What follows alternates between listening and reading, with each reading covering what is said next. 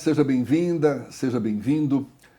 No mundo em que os valores, os modelos de liderança e os papéis sociais estão em constante transformação, como se forma hoje um novo sacerdote? Qual o papel da Igreja Católica nesse processo de escuta, diálogo e acolhimento das dores contemporâneas? Como a Igreja se posiciona diante de um cenário cada vez mais desafiador e diverso?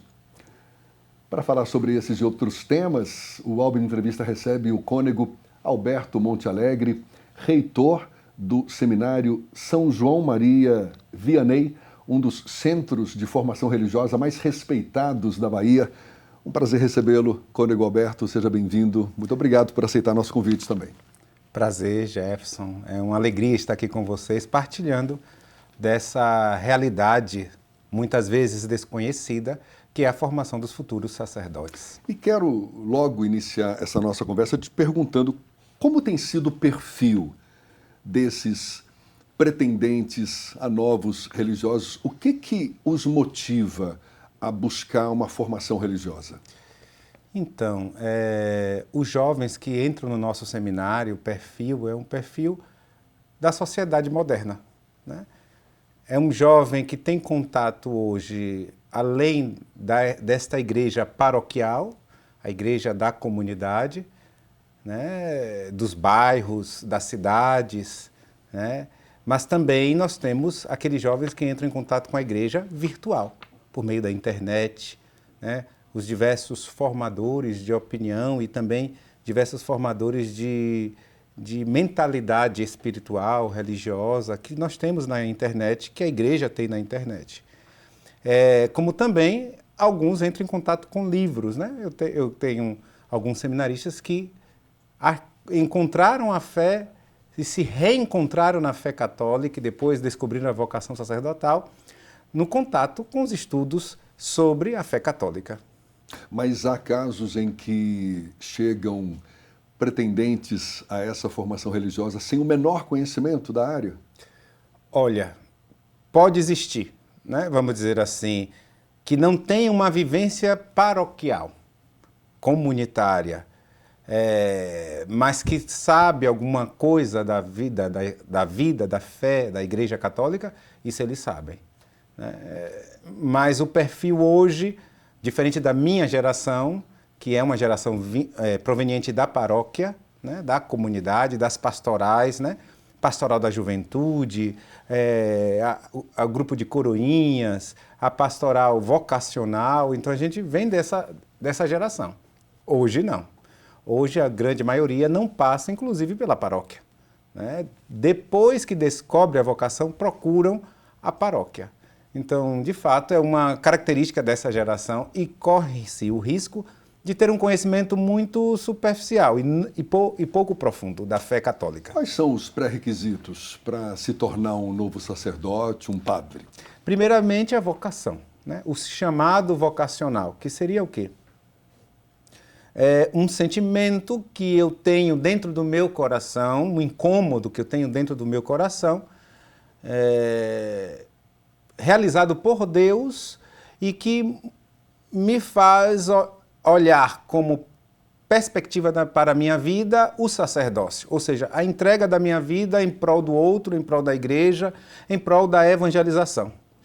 E esse é o primeiro requisito. O segundo requisito, que é importantíssimo, ele está inserido em uma paróquia, em uma comunidade paroquial, acompanhado por um padre, pelo seu pároco, e vivenciando, né, as experiências celebrativas, evangelizadoras, né, desta paróquia onde ele deve estar inserido.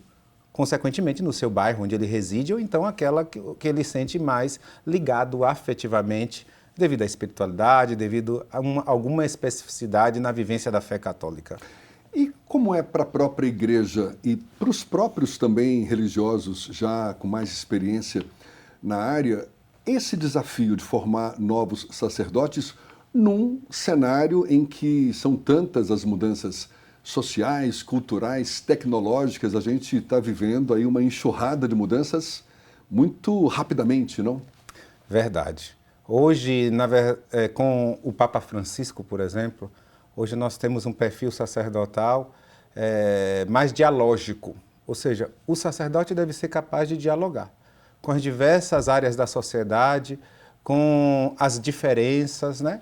E deve favorecer uma comunhão de colaboração no serviço ao bem comum, uma comunhão de colaboração no anúncio do Evangelho e dos valores do Evangelho. Então, de fato, hoje há um desafio tremendo para que a gente possa formar os sacerdotes, os futuros sacerdotes, para que eles tenham essa capacidade de dialogar com a sociedade, de dialogar com os membros da igreja, com os membros da comunidade, os leigos, os fiéis, mas também dialogar com aqueles que não fazem parte da igreja e que, de certa forma, devem ser alcançados pelos valores do Evangelho. O seminário dialoga, por exemplo, sobre questões mais contemporâneas, diversidade, direitos humanos, a própria ecologia, uma ecologia mais integral, e de que forma isso se dá? Então, nós temos no seminário, a formação do seminarista é exercitada, é desenvolvida por 5 dimensões, basicamente. A primeira dimensão é a dimensão espiritual. Essa dimensão espiritual implica em formar no seminarista e no futuro padre uma espiritualidade sólida, uma espiritualidade fundamentada na riqueza espiritual da igreja, né? Da herança espiritual da igreja. Depois nós temos uma dimensão que é importantíssima, que é a dimensão afetiva, a dimensão humana, ou seja, o seminarista é educado para ser homem, né? Para ser homem de responsabilidade, para ser homem que sabe cuidar de si, saiba cuidar do outro. Por isso, muitas vezes, a intervenção e o acompanhamento dos diversos profissionais em psicologia no seminário, para com os seminaristas. Hoje nós temos a assessoria de psicólogos e psicólogas dentro do seminário, que ajuda nesse processo de desenvolvimento humano, que a gente percebe que lá fora, muitas vezes, antes de ele entrar no seminário, tem algumas lacunas nesse processo de desenvolvimento que a gente tenta sanar dentro do seminário. Depois nós temos uma dimensão intelectual, que aqui a gente entra na formação filosófica, que fala dos direitos humanos, que fala do bem comum, enfim, que fala da capacidade de diálogo, das virtudes humanas, né? Então aqui a filosofia dá uma capacidade, vamos dizer assim, de falar sobre diversas áreas que fazem o homem pensar sobre a sua vida, sobre a vida do outro, mas também sobre a vida do mundo que o rodeia. Depois nós temos a formação teológica, né? Que são aqui 4 anos de formação teológica, que aqui já entra em uma especificidade que são a fé cristã. Né? A fé cristã no sentido de enquanto revelada por Jesus Cristo e aqui, é claro, ensinada e transmitida pela igreja. Então, além disso, nós temos, por exemplo, os seminaristas hoje aprendem línguas, né? Italiano, inglês, literatura. Então, tudo isso é uma formação justamente ampla para que ele possa ter essa capacidade na dimensão intelectual de conseguir dialogar com a sociedade e sobre essas questões que tocam a vida de todos, né? De toda a sociedade. Procura-se oferecer uma abordagem bem ampla. Bem ampla. Bem ampla. Como é que o senhor enxerga o papel da Igreja Católica hoje no Brasil? Ela tem se mantido relevante para as novas gerações? Olha, se a gente fala nessa possibilidade que a Igreja do Brasil abre para uma reflexão mais profunda sobre a vida humana, sobre a ética, sobre a política, sobre democracia e tantas outras realidades e questões, a gente vai perceber que existe sim uma influência da Igreja Católica, né, nesse campo reflexivo.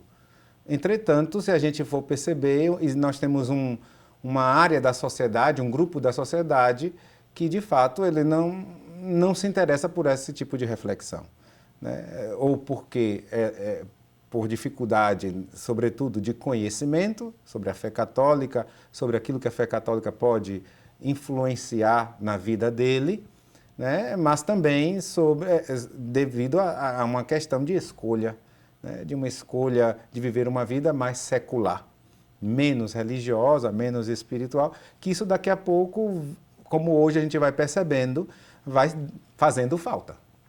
Exatamente, o senhor destacou a importância do diálogo.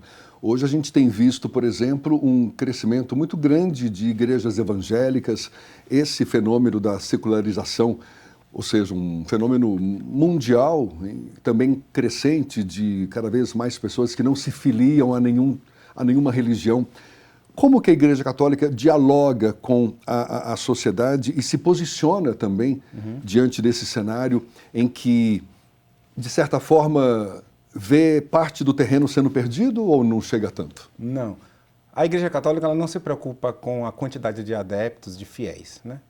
Ela se preocupa com a sua missão, com a qualidade da sua missão. E a missão implica em anunciar o Evangelho, a verdade de Jesus Cristo e, por consequência, os valores do Evangelho, os valores cristãos. Então a Igreja não está preocupada se nós teremos um acréscimo de adeptos, de fiéis, isso não é interessante para nós.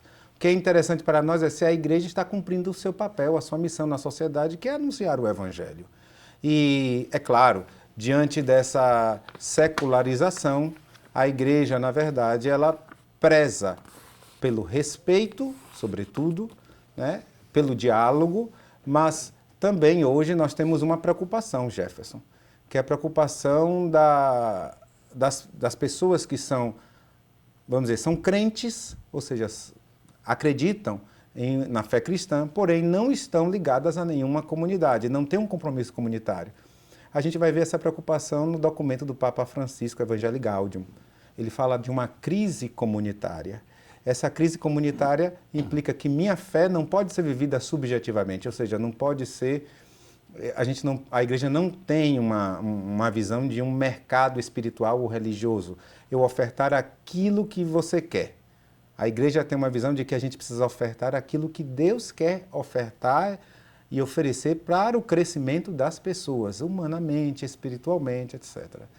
Então, aqui, quando a gente fala de uma crise na fé comunitária, a gente fala de uma crise de uma fé comprometida. Comprometida com o outro, comprometida com a responsabilidade, com a Igreja, com a missão dela. E aqui entra uma questão que é justamente fruto dessa secularização. Uma fé individualista que não me implica em uma responsabilidade moral, ética, com a sociedade, né, com a realidade eclesial, ou seja, da Igreja enquanto missão, e também com o outro. Qual o papel do sacerdote no enfrentamento de questões como, por exemplo, as desigualdades sociais e também pela promoção da justiça, da paz? Mas essa resposta a gente vai deixar para o próximo bloco, a gente faz esse intervalo já e volta nessa conversa com o cônego Alberto Montealegre, reitor do Seminário São João Maria Vianney, que é um dos centros de formação religiosa mais importantes da Bahia. A gente volta já.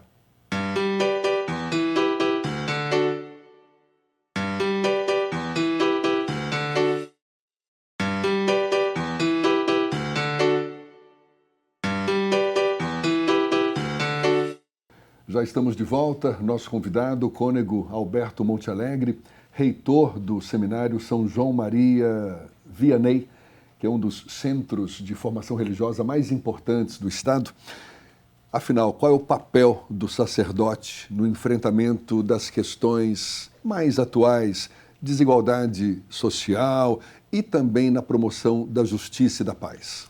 Então, Jefferson, o sacerdote, como ele está inserido nas diversas comunidades paroquiais espalhadas na nossa cidade, na nossa arquidiocese, né? Então a gente vai percebendo que nós temos sacerdotes presentes, seja nas regiões mais abastadas, mais ricas, mas também nós temos sacerdotes presentes nas regiões mais periféricas.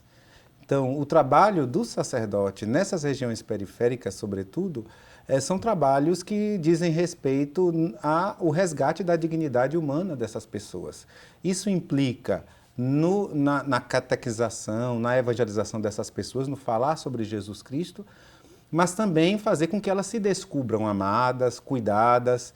Então, as nossas paróquias de periferias, nós temos ali padres que estão à frente de obras sociais, por exemplo, né? Obras sociais que visam a manutenção e o acesso desta comunidade carente na educação, né? Nos cuidados básicos de alimentação, de saúde. E a gente vai percebendo que é justamente a paróquia que favorece isso. É um papel que se adequa às novas exigências da realidade? A igreja está atenta a isso? Que mudanças, por exemplo, o senhor poderia citar que tenham ocorrido nesses últimos tempos do ponto de vista de funções do sacerdote? Então, o sacerdote ele sempre teve essa função social também, né? Uma função de promoção da justiça, ele sempre teve esta função. Hoje, é claro, isso precisa ser mais acentuado. Por quê?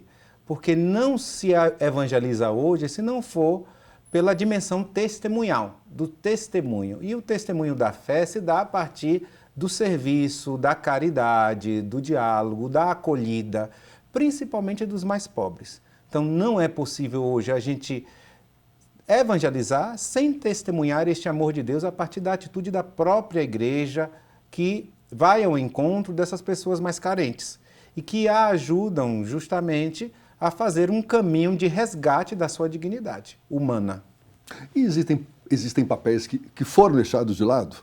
Por exemplo, eu posso estar enganado, mas o espaço do confessionário, fiéis ainda confessam? Ou seja, os padres estão ali ainda para ouvir essa confissão? Estou citando apenas como exemplo, mas haveria também assim outras práticas que foram deixadas de lado ou não é o caso? Não, não é o caso. A confissão não foi deixada de lado e hoje a gente percebe que as pessoas muitas vezes procuram a confissão não somente para confessar os pecados, mas também para fazer uma direção espiritual, para fazer um acompanhamento dos seus problemas que ela traz para o sacerdote, que o sacerdote vai dar um aconselhamento e vai fazer ela discernir para que ela possa tomar uma decisão ou lidar com isso, né? Então, por exemplo, existem tempos fortes na igreja, como o tempo quaresmal, são tempos de mutirões de confissão. Então, muita gente acorre ao sacramento da penitência. Mas no dia a dia, isso é muito visível, né? As pessoas depois da missa, ou antes da missa, da celebração, elas procuram. Então, hoje as pessoas têm assim, qual é a pessoa que eu vou procurar hoje? Se não for um psicólogo, muitas pessoas não têm acesso a psicólogo, né? Procura o padre. Procura o padre. Então, de fato, o padre é essa pessoa que se torna uma referência na sociedade para dar conselhos, para orientar, para escutar os meus pecados, as minhas dores, as minhas tristezas e assim poder me ajudar. E quem é que ouve o padre e dá conselhos a ele? O padre, então, tem também o seu confessor, tem o seu diretor espiritual, ele precisa ter. Inclusive, às vezes, o seu psicólogo também. Todos nós, né? Todos nós. O Papa Francisco, o senhor citou mais cedo o Papa Francisco, ele tem promovido mudanças importantes na igreja, na forma da igreja se comunicar, de agir também.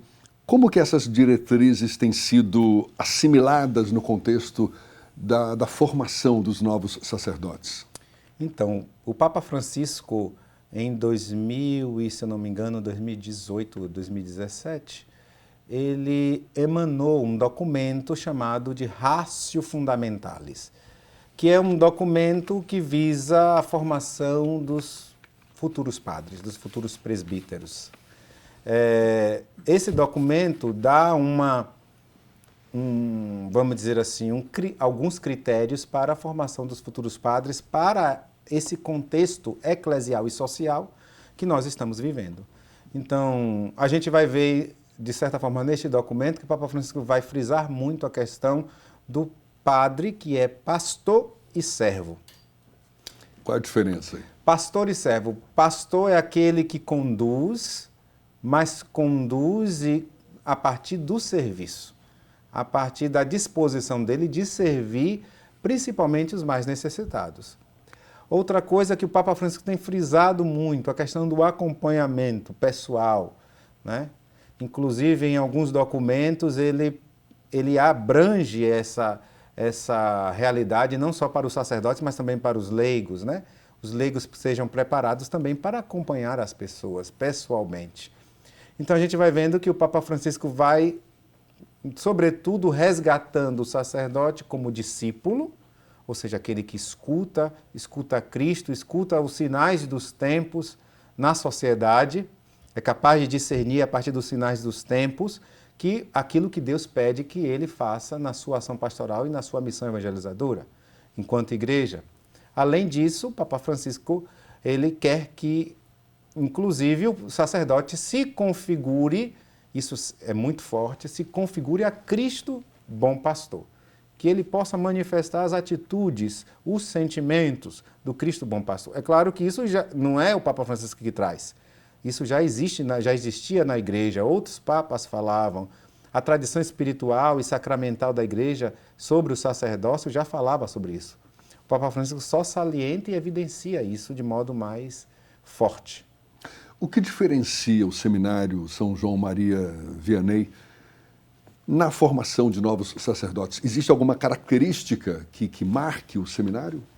Olha, hoje, a gente olhando para o seminário e para a formação do Seminário São João Maria Vianney, nós percebemos, por exemplo, essa grande possibilidade que nós temos de que os sacerdotes não são formados somente por homens, inclusive por mulheres, né? Nós temos mulheres que trabalham no nosso seminário, as psicólogas. Mas historicamente são homens os historicamente, formadores sempre de novos foram homens, sacerdotes? Né? São padres que formam, porém a gente não forma sozinho, né? Hoje, o Seminário São João Maria Vianney procura a equipe de formação, que sou eu e mais 3 padres, né? A equipe de formação procura, então, a assessoria de pessoas capacitadas, inclusive mulheres. Mulheres religiosas ou não necessariamente? Não necessariamente. São mulheres católicas, leigas, que vivem com suas famílias e que têm uma sensibilidade com relação à formação, principalmente no âmbito psicológico, né? As psicólogas, a grande maioria, são mulheres casadas, ou algumas solteiras, etc., mas todas elas inseridas na Igreja Católica. Nós temos também religiosas que acompanham a nossa pastoral vocacional, que nos ajudam, né? Então, a primeira coisa que eu posso dizer são as mulheres. A segunda coisa que eu posso dizer é essa capacidade do seminário de não estar fechado, mas de estar aberto. Aberto, a gente quer que o seminarista não fique fechado entre os muros, né, do seminário, mas que ele possa já ter contato com os desafios evangelizadores e pastorais do mundo que está aí fora. Por isso que nós favorecemos que, a partir do exercício de pastoral do final de semana, das missões que nós fazemos em período de férias com os seminaristas em algumas comunidades, como também das formações pastorais, das formações, né, espirituais, que a gente tenta, a partir dessas formações específicas, como, por exemplo, falamos há pouco tempo sobre a pastoral afro, né? Então, como a gente, dentro de um contexto de uma sociedade baiana marcada pela cultura afro, né, fazer com que os sacerdotes entendam que isso é importante na evangelização. Tivemos um padre que acompanha essa pastoral e que ele foi dar formação para os nossos seminaristas sobre isso. Então, veja que amplitude, ou seja, o nosso seminário ele precisa formar padres para Salvador, para a Bahia. E a igreja particular de Salvador, a igreja local da Bahia, ela tem suas características muito peculiares, seja na evangelização, seja no contexto em que nós estamos inseridos, né? Então, a gente precisa formar padres para isso. Então, diante disso, a gente percebe que há um diferencial e precisa haver este diferencial. Como é que se dá a rotina do dia a dia? É uma espécie de internato? O senhor chegou a comentar que só de formação teológica são 4 anos. 4 anos. A formação do sacerdote, essa formação geral, dura quanto tempo? 4 anos? Então, são esses 4 anos? Não, são mais ou menos 6 a 7 anos. De 6 a 7 anos. Nós temos algumas etapas formativas, o processo formativo ele é gradual. Então, a primeira etapa é a etapa do propedêutico. É o momento em que o seminarista vai aprender a viver em comunidade. É um internato. É um internato. É um Ou seja, internato. eles dormem, eles moram lá, eles só voltam para a casa paterna, familiar, nas férias, né? Mas o ano todo eles moram lá e recebem a formação na Universidade Católica de Filosofia e Teologia. Existe um programa de formação interno, né, como as línguas, as formações pastorais, formações espirituais, retiros. E existe também, né, esse acompanhamento pastoral que a gente favorece nos finais de semana. Então, nos finais de semana, eles não ficam no seminário. Eles vão para as comunidades para fazer essa vivência pastoral e encontrar-se com a comunidade para se descobrirem como pastores e o que é que Deus pede, o que é que a comunidade espera deles enquanto pastores. A gente tem visto uma discussão tão grande hoje em torno do uso de dispositivos eletrônicos em sala de aula, já há projetos de lei tramitando, querendo proibir de vez, já há proibição em muitas escolas. É uma preocupação, é uma discussão que se dá no âmbito do seminário também? Também, só que a gente não proíbe. Ou seja, o seminarista tem seu celular, tem seu acesso à internet, mas o que a gente precisa fazer com os jovens, e isso é um trabalho mais difícil, mais exigente, é formar a consciência para um bom uso do celular e da internet. Até porque uma das grandes discussões é o excesso de distração, não é? de incertezas que esse cenário todo acaba provocando. Como é que vocês lidam com essa questão em particular? Então, em particular, a gente tenta trabalhar pessoalmente com cada seminarista, porque cada seminarista é muito particular. Tem alguns que conseguem se educar no uso da internet, utilizar a internet justamente para evangelizar, para o crescimento espiritual. Tem outros que não, que precisa ser acompanhado pelo padre formador. E muito interessante é que a gente tem esse diálogo também com as psicólogas.